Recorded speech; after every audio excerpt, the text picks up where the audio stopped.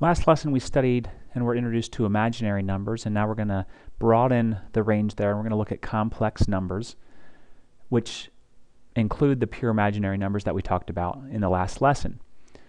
And we're going to use some of the things that we learned there. So our objectives for today, we want to be able to express a complex number in standard form and state the parts of that complex number. We want to be able to add and subtract complex numbers and multiply complex numbers. It's going to be really simple to add and subtract them because it's really going to be adding like terms, as we've done in the past, and multiplying. We're going to be multiplying. It's going to be like using the distributive property. We are going to be using the distributive property, and then recognizing some things about the imaginary parts, imaginary numbers. So there's a lot here on this screen. We'll start from the top and work our way down. We're going to define complex number. We had pure imaginary numbers. Pure imaginary numbers were when you just had a number times I.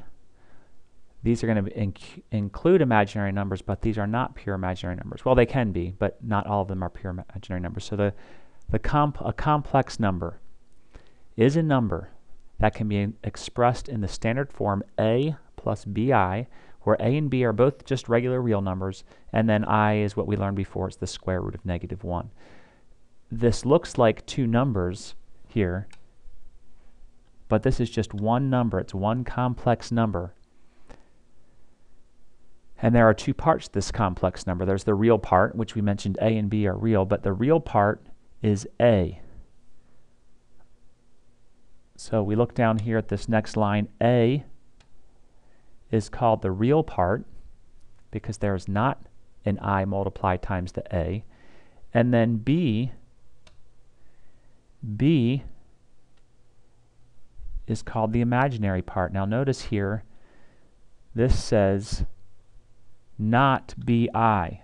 It's just the B is the imaginary part. So A is the real part, B is the imaginary part, and that's the parts of a complex number. Complex number looks like two numbers, but it's actually one number and there's two parts to it. So as we look down here in these examples, 3 plus 5i, the real part would be the 3. And the imaginary part, the b part, is just 5, not 5i, just the 5. Example B there, the real part, that's just going to be -2. And then the imaginary part is what's with the I. Well, nothing's written there, but it's a negative I, and so that's a -1 is our imaginary part. Here we have 34.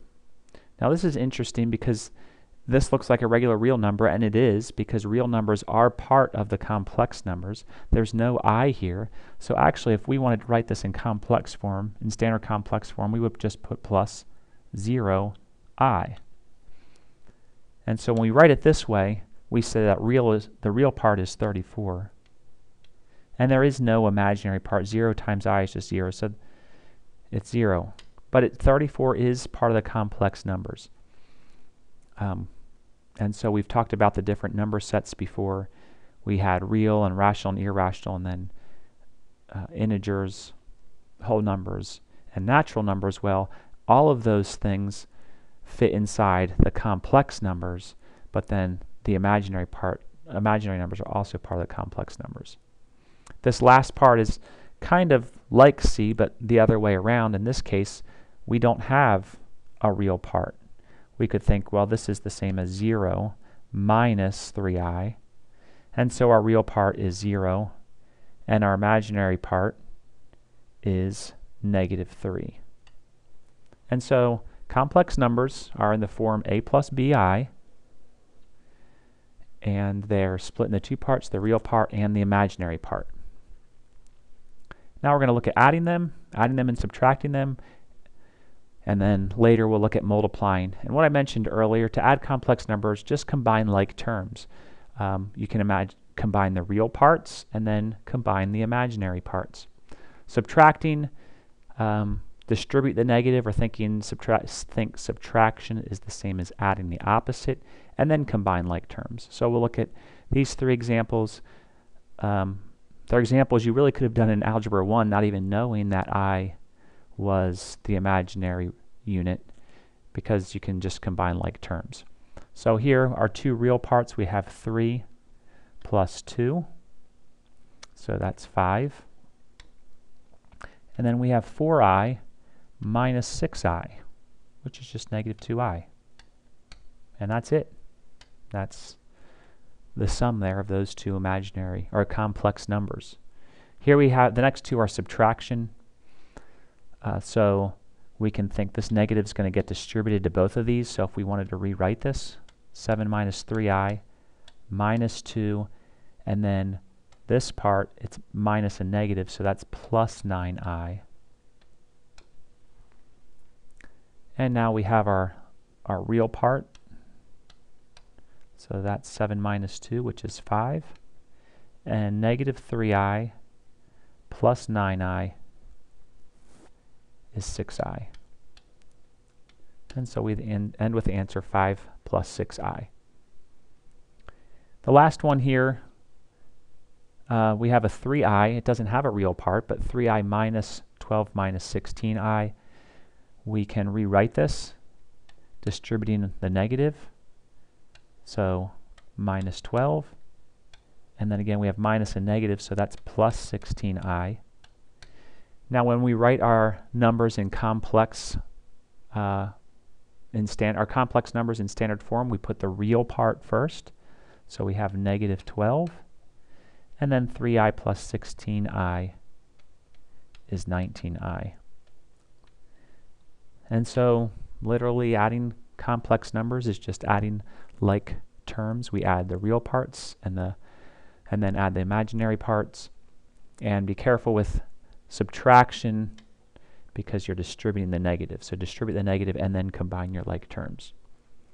So that should be very familiar to you, just as multiplying complex numbers is going to be familiar to you. I mentioned this before, but when we multiply, as you look down at these examples to start with, you'll see, well, I've seen things like that before. And you have. It just hasn't had the I, or we didn't know what I was. We'll multiply using the distributive property. We will end up with some I squared. So whenever we have an I squared, we can change that to negative 1. And then once we've done that, we can combine like terms, and we will combine the real parts and then combine the imaginary parts. So let's look through these examples. You always can rewind and look back through them if they're done too quickly. But this is part A here. We're just multiplying. So we're going to use the distributive property. So we'll start with 3. 3 times 2 is 6. And then 3 times negative 6i is negative 18i. Then we'll go ahead and do 4i times 2, which is 8i.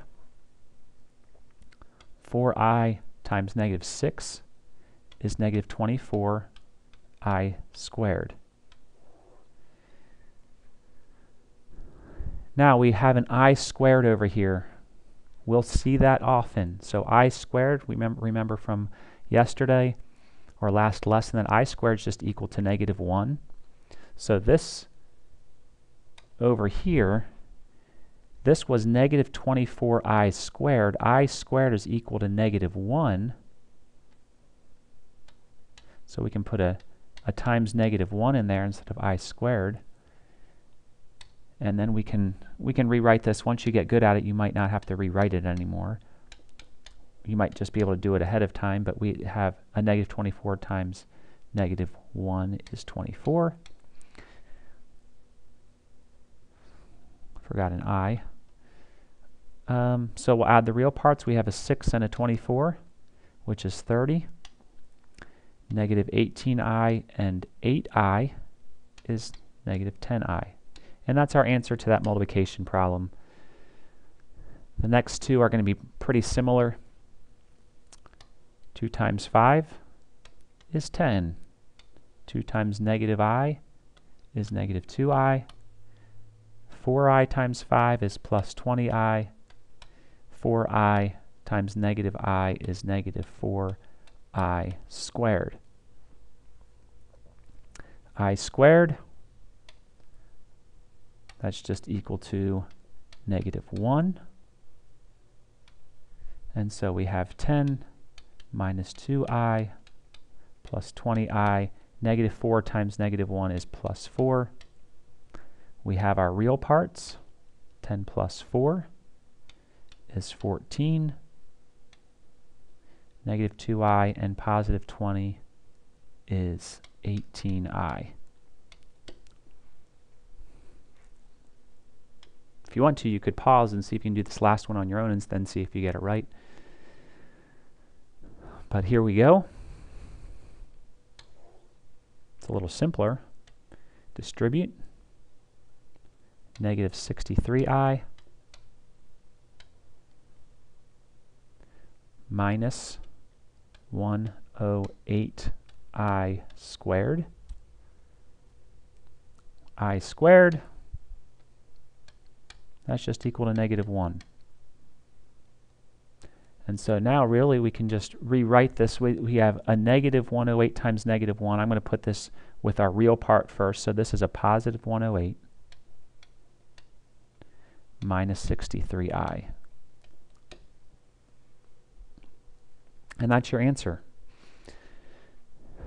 And so just to recap, our objectives, we wanted to express complex numbers in standard form, name their parts. There was the real part and the imaginary part.